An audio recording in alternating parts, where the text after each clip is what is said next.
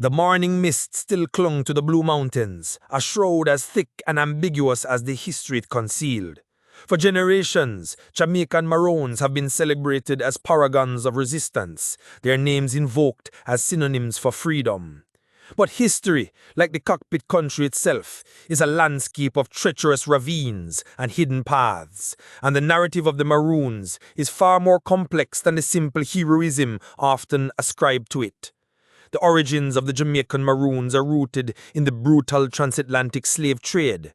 When the Spanish ceded Jamaica to the English in 1655, many enslaved Africans, having fought alongside the Spanish or simply seizing the chaos as an opportunity, fled into the island's interior. These were the first Maroons, establishing communities in the rugged, impenetrable terrain of the Cockpit Country and the Blue Mountains.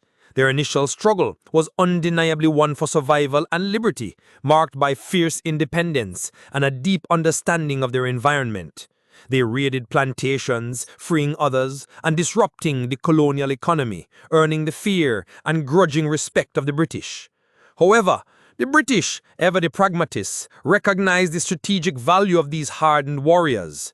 Rather than perpetual warfare, they sought an accommodation.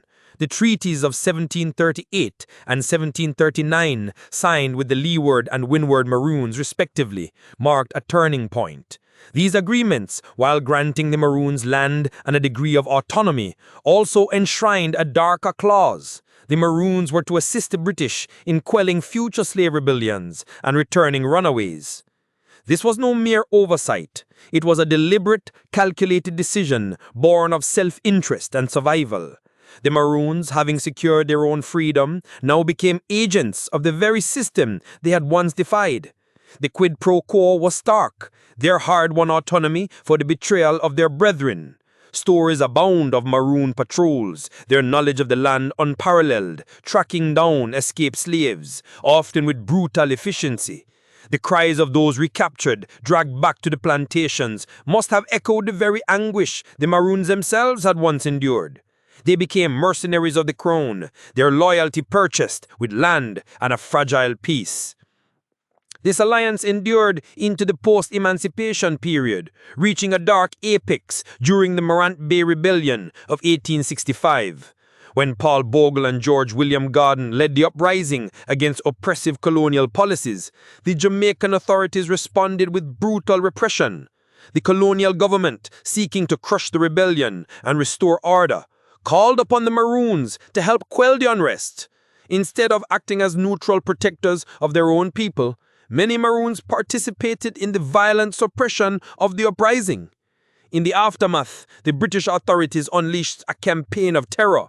Troops and Maroon auxiliaries, many of whom had once fought for their own independence, roamed the countryside, executing suspected rebels, burning villages, and inflicting widespread atrocities.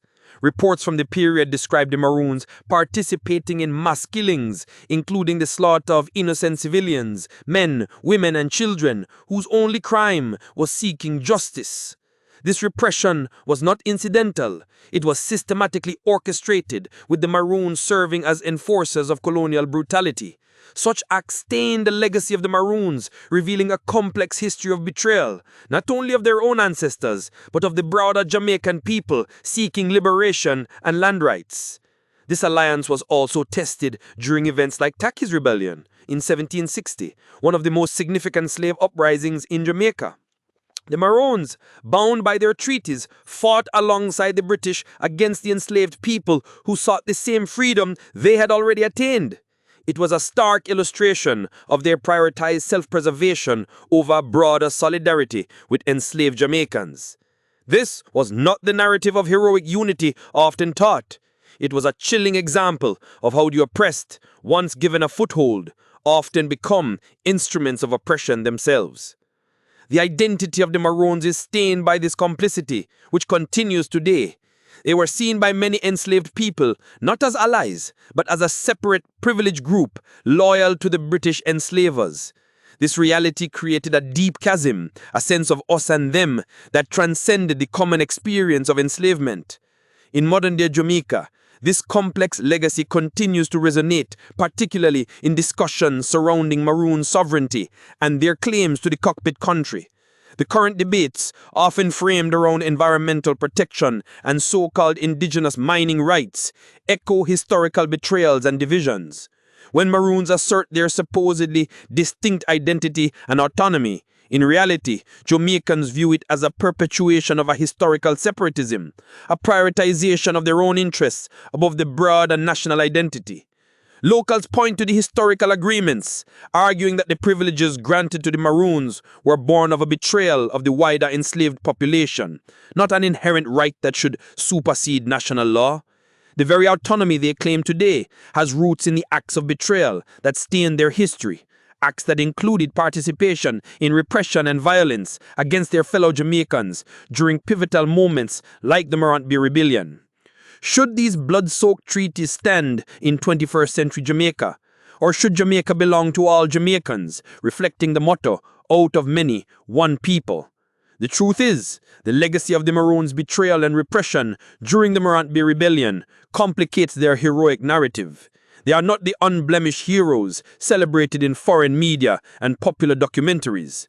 They are in many respects mercenaries, agents of colonial violence, and their crimes against the Jamaican people, especially during the Morant Bay Rebellion, should be acknowledged and addressed through modern reparations.